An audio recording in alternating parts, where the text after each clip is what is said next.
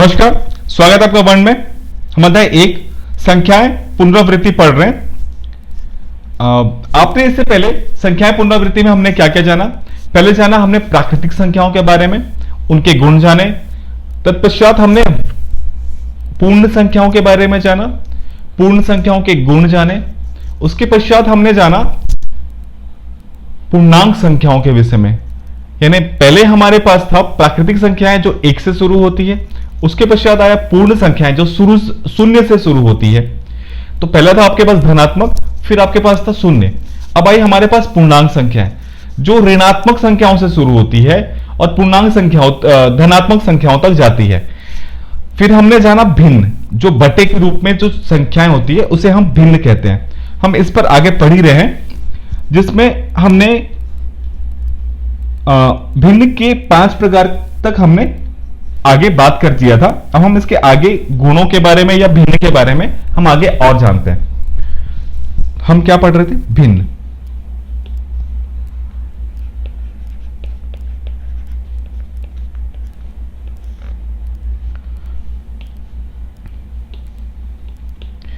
अब आप बोल रहे होंगे कि सर बहुत लंबा क्लास जा रहा है, बहुत ही ज्यादा। अब आप देखे होंगे क्या होता है जब आप ट्यूशंस वगैरह में पढ़ते हैं तो आपको सिर्फ थोड़ा सा बताए, हल्का फुल्का बताए, उदाहरण नहीं देते थे। आपको सिर्फ डायरेक्ट प्रश्नावली हल कर देते थे, चाहे वो स्कूल हो, चाहे वो आपका ट्यूशन क्लासेस हो।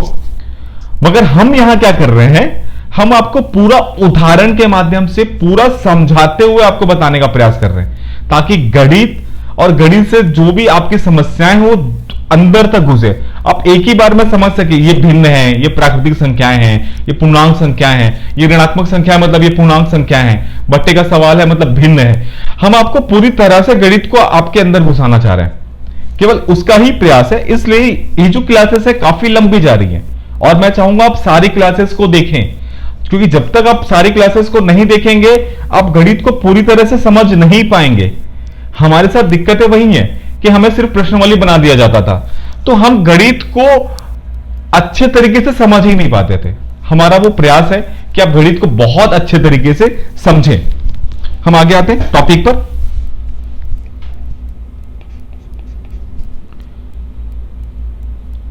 हमने 5 तक पढ़ लिया था, 6वां टॉपिक हम पढ़ेंगे। 5 टॉपिक्स में हमने क्या क्या जाना था? जहां P बटा Q जो दोनों धनात्मक हो उसे हम भिन्न कहते हैं। भिन्न में एक अंश और हर होते हैं, जिसमें अंश छोटा हो और जिसमें अंश छोटा हो और हर बड़ा हो उसे हम उचित भिन्न कहते हैं। जहां हर छोटा हो और अंश बड़ा हो उसे हम विषम भिन्न कहते हैं। जिसे हम एक सहित 1/2 हमने जो लिखा हुआ था उसे हम मिश्र भिन्न कहते हैं। ठीक है, अब हम 6वां आ रहे हैं।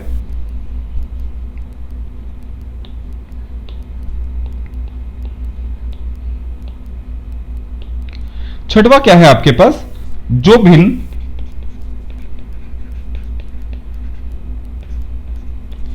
भिन्न समान मात्रा को प्रदर्शित करती हैं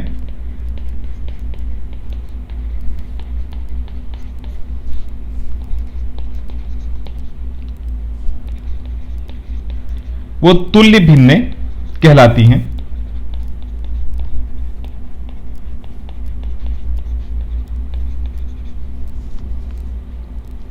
अब ये जो है तुल्य भिन्न, इसका अभी आपको फिलहाल काम नहीं है, इसलिए मैं आपको इसके बारे में बता के कंफ्यूज नहीं करूंगा। हम आगे बढ़ेंगे, ये आपको उदाहरण में आएगा। मैं आपको बताऊंगा कि मैंने कहां छोड़ा हुआ था, इसको तुल्य भिन्न कैसे कहते हैं। तो अभी आप समझ नहीं पाएंगे, इसलिए हम इसको आगे चलते हैं।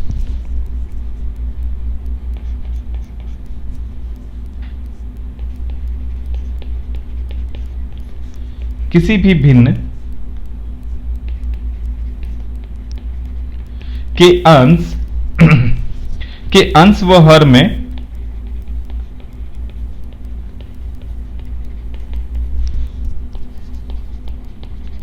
शून्य के अलावा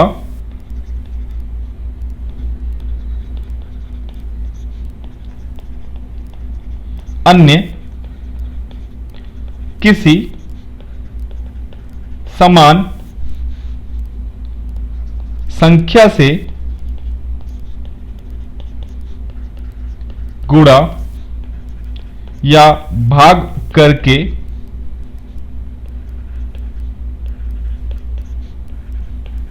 उसे समतुल्य भिन्न में बदला जा सकता है। तो ये भी आपको प्रश्न आगे आएंगे कि किसी भी भिन्न के अंश व हर में शून्य के अलावा किसी और समान संख्या से गुणा करके भाग करके उसे समतुल्य भिन्न में बदला जा सकता है। इसके हम उदाहरण के माध्यम से हम आपको समझाने का प्रयास करेंगे आगे चल के। आप ये दोनों पॉइंट आप याद रखिएगा, मैं आपको समझाऊंगा, जरूर समझाऊंगा। अभी आप चाहे तो मैं आपको हल्का फुल्का बताने का प्रयास कर सकता हूं। मान लीजिए P बटा मैं दूसरा उदाहरण देता हूं।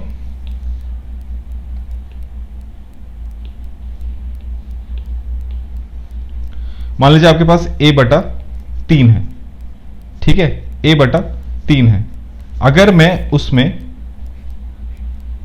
इस दोनों में a बटा a से मैंने गुणा किया तो इसका मतलब तो कुछ होगा नहीं, ये भी कट गया, ये भी कट गया, ये a ही है। तो इसका मतलब क्या हो जाएगा, a की घात में 2 और ये हो जाएगा 3a। तो इसको हम इस्तेमाल, मैं आपको इसलिए बोल रहा था, अभी आप कंफ्यूज हो जाएंगे मगर इस प्रकार से हम जो इस्तेमाल करते हैं, इस प्रकार से जो हम इस्तेमाल करते हैं और उसके बाद इनको भिन्नों में बदला जाता है, उसके बाद इसको हम भिन्नों में जो एक समान रूप में बदलते हैं। मतलब देखिए इसमें भी a आ गया और इसमें भी a आ गया। ये इसी प्रकार का प्रश्न था कि जहां पर a या x बटा x हो, या मतलब जिसमें दोनों में ऊपर अंश में भी x दिख रहा हो और नीचे y में मतलब हर में भी आपको x दिख रहा हो या y दिख रहा हो या a b c d दिख रहा हो, तो उस प्रकार के भिन्न को हम तुल्य भिन्न कहते हैं। और यहां पर भी समतुल्य कुछ इस प्रकार के जो हम हल करेंगे, जहां पर 1/1 हमको लाना हो, मतलब जानबूझकर हम उसका इस्तेमाल करके हम इस भिन्नों को एक जैसे अंकों में परिवर्तित कर सके, जहां ऊपर भी a हो या b हो या x हो या y हो या z हो और नीचे भी x y z हो, उसके लिए हम समान रूप से गुणा करते हैं। इसके लिए मैं आपको आगे समझाऊंगा, अभी आप थोड़ा सा इसमें कंफ्यूज हो जाएंगे, इसलिए इस टॉपिक को मैं केवल आपको बताने के लिए बता रहा हूं, आपको याद रखना है। हम इस पे उदाहरण हम आगे चल के इसको करेंगे तो आपको समझ में आता चला जाएगा, क्योंकि अभी हम इस टॉपिक में बैठेंगे तो बहुत लंबा खिंचाएगा। जब हमारे पास प्रश्न आएंगे आपको मैं समझाते चलूंगा, तब आपके इस चीजों को समझ में आना चालू हो जाएगा। इसमें तो आप ये समझ लीजिए, ये वाले में जब दोनों में x x y y a b c d हो तब ये इसका मतलब होता है तुल्य भिन्न।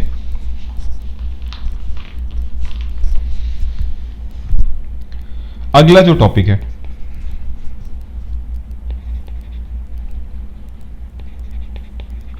समान हर वाली भिन्नों को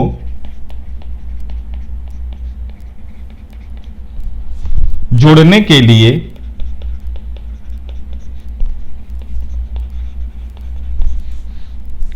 उनके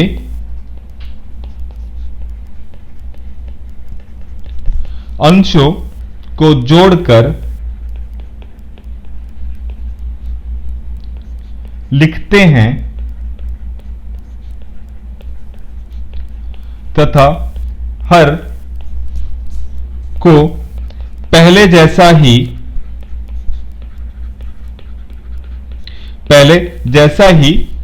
लिखते हैं। अब इसका मतलब क्या हुआ मैं आपको समझाता हूं उदाहरण के माध्यम से। देखिए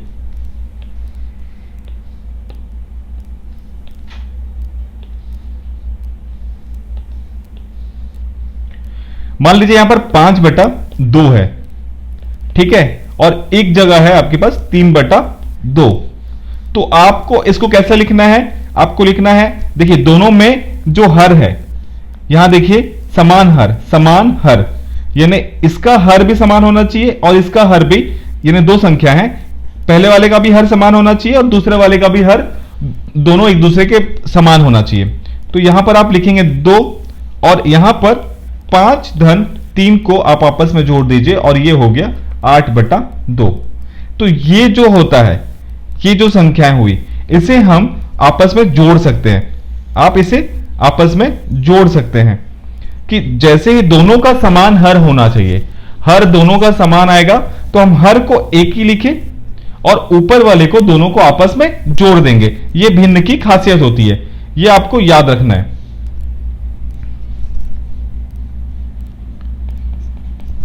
ठीक है, दोनों का हर समान हुआ तो भिन्न आपस में जुड़ जाएंगे और हर वैसे का वैसा ही लिखा जाएगा। 9वां करते हैं।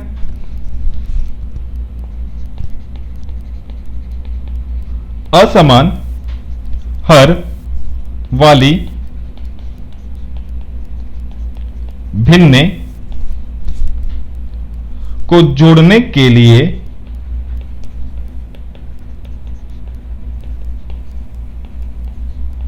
पहले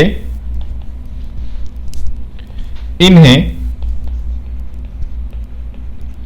तुल्य भिन्नों में बदल कर समान वाली भिन्न बना लेते हैं।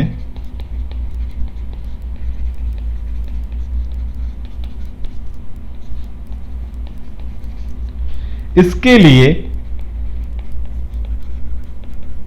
मैं आपको स्टेप बाय स्टेप समझाऊंगा, ठीक है। इसके लिए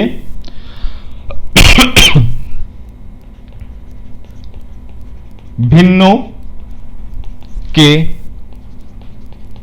हरों का लघुत्तम समापवर्त्य निकालकर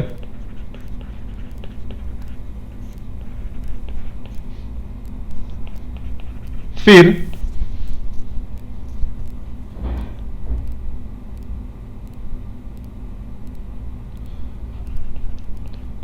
समान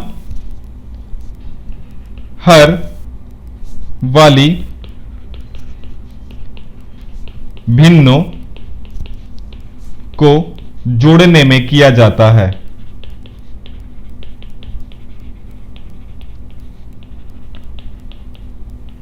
देखिए यहां तो लिख दिया है, अब मैं आपको इसको उदाहरण के माध्यम से समझाऊंगा कि ये कहना क्या चाह रहे हैं। तो हम दो असमान भिन्ने को जो लेते हैं जिनके हर दोनों के अलग है, 5/2 धन 4/3। अब आपको इस संख्याओं को आपस में जोड़ना है। अब आप इसे कैसे जोड़ेंगे, अब आप इसे कैसे जोड़ेंगे आपको अब ये समझना पड़ेगा, ठीक है। यहां आपको ये वाला जो पहले 2 है, ये 2,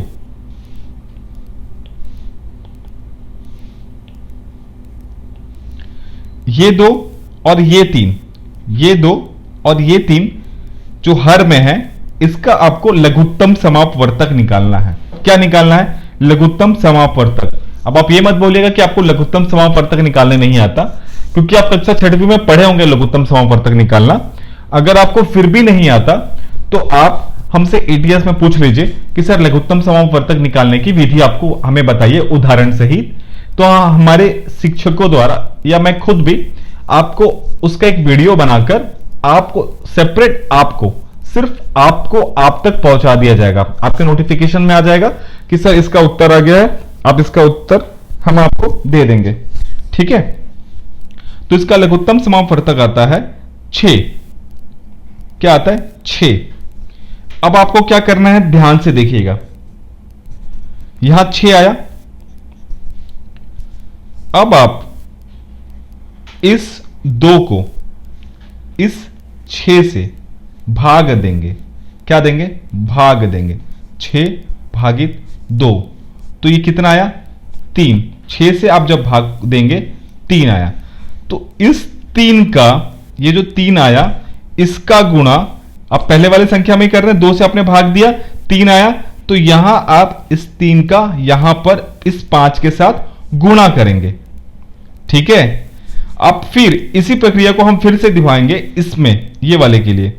अब आप इस 3 को अब आप 6 से भाग देंगे, तो कितना आया? 2। अब आप इस 2 का गुणा यहां करेंगे। समझ में आया? फिर से समझाने का प्रयास करता हूं। जो दो अलग अलग भिन्न है, दोनों का हर अलग अलग है, तो हम पहले इस हर का और इस हर का हमने लघुत्तम समापवर्तक निकाला 6। फिर ये जो संख्या है 2, ये जो संख्या है 2, इस 2 को हम इस 6 से भाग दिए, जो आया हमारे पास 3, उस 3 का हमने पहले वाली संख्या के साथ गुणा कर दिया, यानी 5 के साथ गुणा कर दिया। उसी प्रकार से हमने 3 के साथ भी किया। इस 3 को हमने इस 6 के साथ फिर से भाग दिया, और जो आया उस 2 का गुणा हमने यहां इस 4 के साथ कर दिया। तो यहां आया 5 तिया 15 और 4 दूना 8, और 15 और 8 को आपने जोड़ा तो ये हुआ 23/6। तो ये आ गया आपका उत्तर। ये हुआ आपको जोड़ने का तरीका। ये हुआ आपके जोड़ने का तरीका। ये जो जोड़ने का तरीका है, ये आपको बहुत ज्यादा काम आएगा।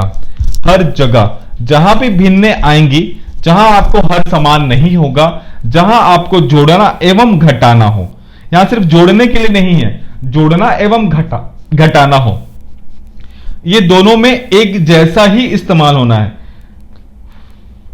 तो जहां इस प्रकार के प्रश्न आएंगे, जोड़ने वाले अथवा घटाने वाले भिन्नों में, जहां हर अलग अलग हो, आपको यही नियम लगाना है। तो इस नियम का आप इस्तेमाल करिए। 2-3 उदाहरण देके स्वयं से बनाने का प्रयास कीजिए। आगे हमको तो इसकी आवश्यकता पड़ेगी, हम आगे भी बनाएंगे और आपको समझाएंगे भी। अब आते हैं हम अगले पॉइंट पर।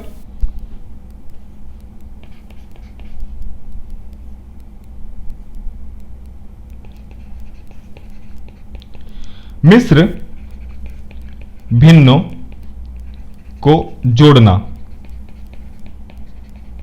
अभी हमने बताया इसका पहला तरीका है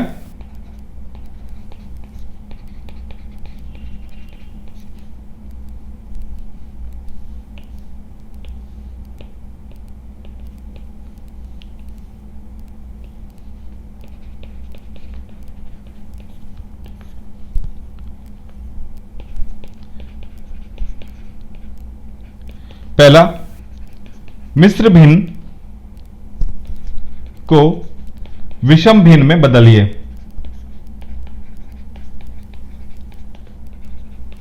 विषम भिन्न में बदलिए। अब मिश्र भिन्न क्या था? 2 सहित 1/2 था। अब आपको इसको विषम भिन्न में बदलना है। विषम भिन्न में बदलना है मतलब बटे में ही आना है। तो यहां आपको विषम भिन्न में बदलने का तरीका क्या होता है? आपको यहां पर 3 अलग अलग से कीजिए। ये 2,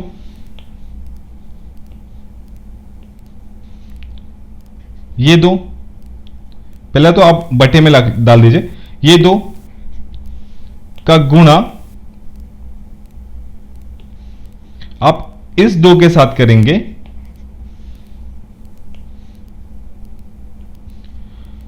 और धन 1 कर देंगे, और वापस ये जो बटे में है इसको आप डाल देंगे।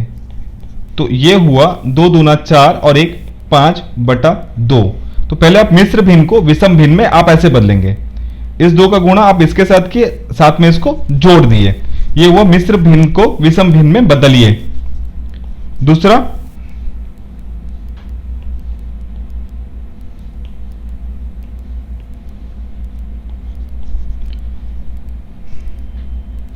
फिर वही उसी प्रकार से उन्हें लघुत्तम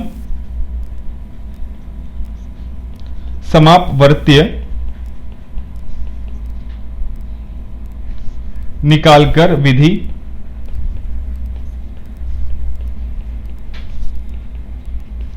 जो अभी हमने आपको ये वाले में बताया था, आपको उसी प्रकार से बनाना है। अब हम दूसरा तरीका देखते हैं।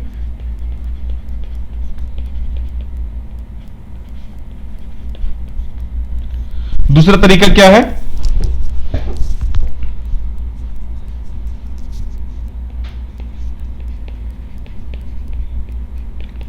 मिश्र भिन्नों के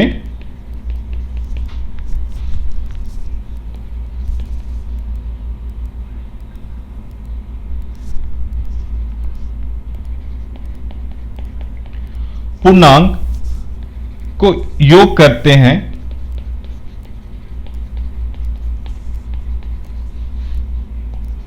दूसरा, उनके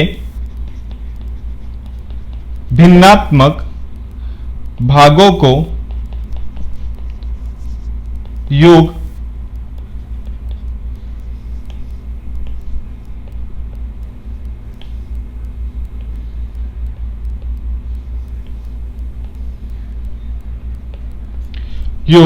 ज्ञात करते हैं।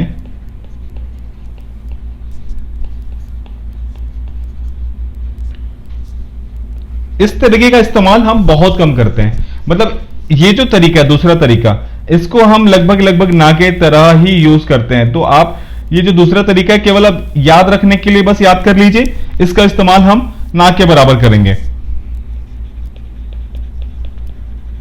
फिर पूर्णांकों के योग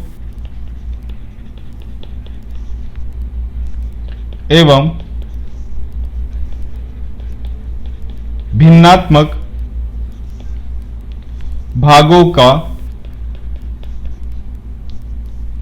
भागों के योग का योगफल ज्ञात करते हैं। ये बहुत ही लंबा और करते हैं, बहुत ही बोरिंग ये कॉन्सेप्ट हो जाएगा और आप लोगों को समझ, मतलब मैं सच बताऊं तो बहुत ज्यादा तकलीफ आने वाली है, तो हम इस पे उतना ज्यादा ध्यान नहीं देते हैं। ठीक है, हम अगले तरीके पर आते हैं, भिन्न के बारे में पढ़ते हैं। जैसे मैंने आपको बताया था, भिन्नों को घटाने की क्रिया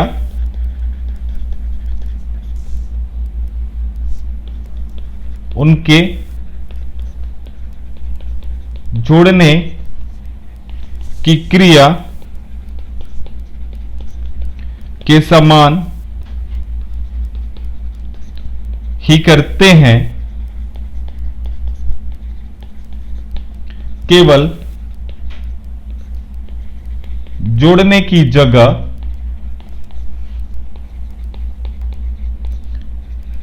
घटाते हैं। तो हमने ये जो तरीका किया था, ये वाला तरीका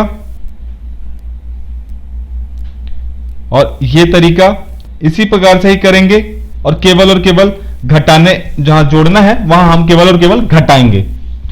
ठीक है, अगला,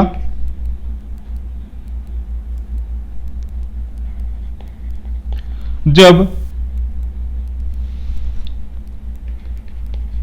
दो भिन्नों का गुणा करते हैं तो उनके अंश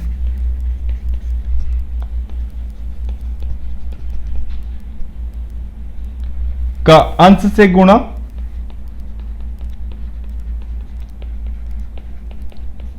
तथा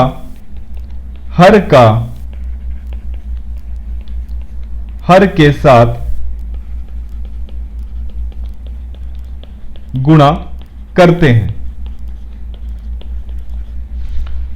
इसको हम उदाहरण के माध्यम से समझते हैं। यहां था 5/2 और था, मान लीजिए 3/4।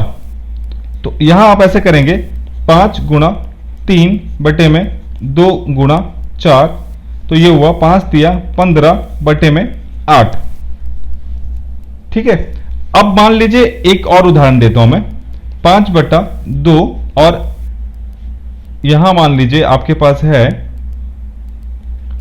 8 बटे में 15। ये जो संख्या मैं इसी को ले लिया। तो यहां आप किस प्रकार से करेंगे, देखिए गुणा।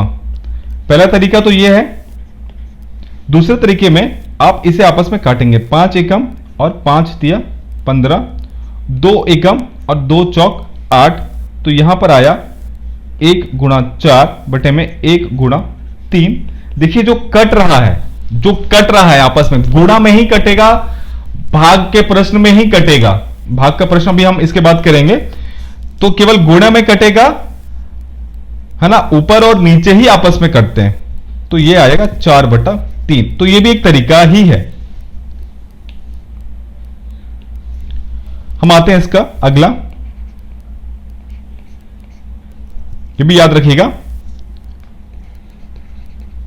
जब एक भिन्न का दूसरी भिन्न से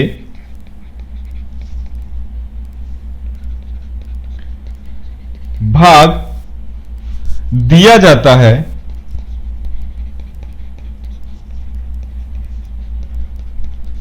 तो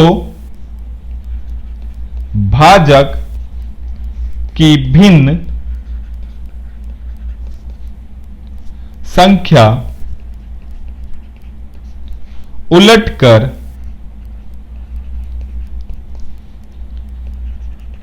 भाज्य की भिन्न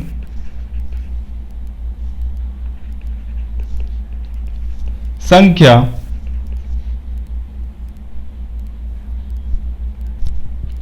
में गुणा हो जाता है।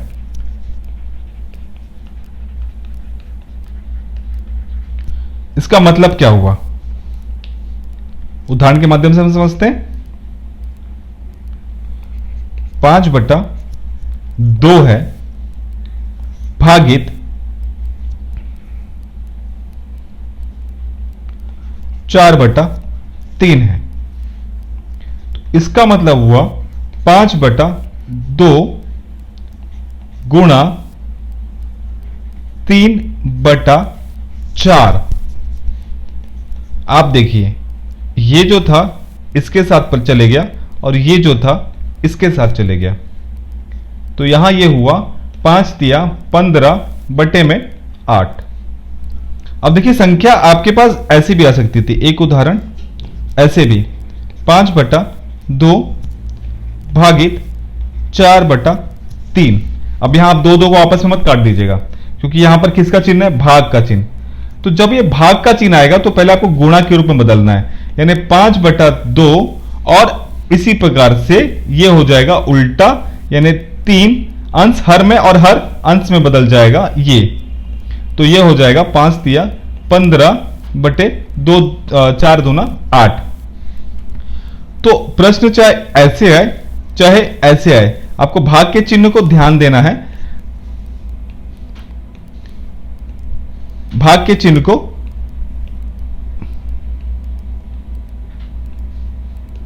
आपके भाग को चिन्ह को ध्यान देना है, और वो अपने आप से गुणा के रूप में जैसे ही बदलेगा तो ये अंश हर में और हर अंश में चला जाएगा। ठीक है, तो आज इस टॉपिक को हम यहीं पर समाप्त करते हैं। कल हम आगे इस पे और विश्लेषण करेंगे भिन्नों पर। तो आज के लिए यहीं पर आज हम क्लास समाप्त करते हैं। आज के लिए धन्यवाद।